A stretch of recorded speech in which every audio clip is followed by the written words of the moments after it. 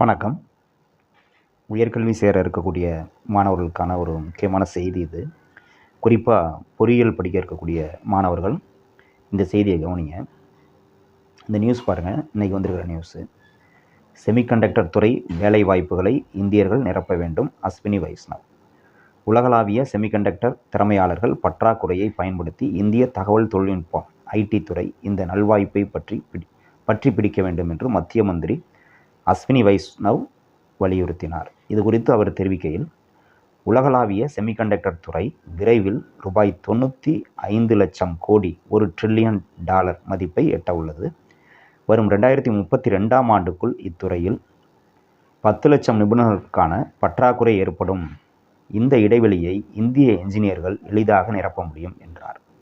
மேலும் இதுவரை 75,000 மாணவர்களுக்கு சிப் வடிவமைப்பு பயிற்சி வழங்கப்பட்டுள்ள நிலையில் 5 லட்சம் மாணவர்களுக்கு பயிற்சி அளிப்பதே அரசின் இறுதி இலக்காகும் என்றார்.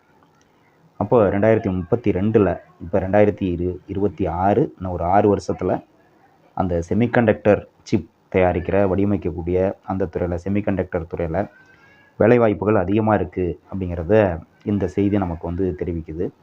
அதில் இன்ஜினியரிங் படிக்கக்கூடிய மாணவர்கள் குறிப்பாக EC electronics and communication engineering, triple E electrical and electronics engineering, IT இவங்கெல்லாம் பார்த்திங்கன்னா கூடவே இந்த செமிகண்டக்டர் டெக்னாலஜியை படித்து வச்சுக்கிறது நல்லது. அது மாதிரிலாம் சில காலேஜஸில் கோர்சஸ் கண்டக்ட் பண்ணுவாங்க. அதை நீங்கள் கற்றுக்கிட்டீங்க அப்படின்னா நல்லது. பிரத்யோகமாக இந்த செமிகண்டக்டர் டெக்னாலஜி சம்மந்தப்பட்ட படிப்பை படிச்சிங்க அப்படின்னா வருங்காலத்தில் உங்களுக்கு வேலைவாய்ப்புகள் அதிகம் அப்படிங்கிறத புரிஞ்சுக்கிட்டு உங்களுடைய பொறியியல் படிப்பில் இது போன்ற குறிப்பிட்ட துறைகளை நீங்கள் தேர்ந்தெடுங்க. வாழ்த்துக்கள். நன்றி.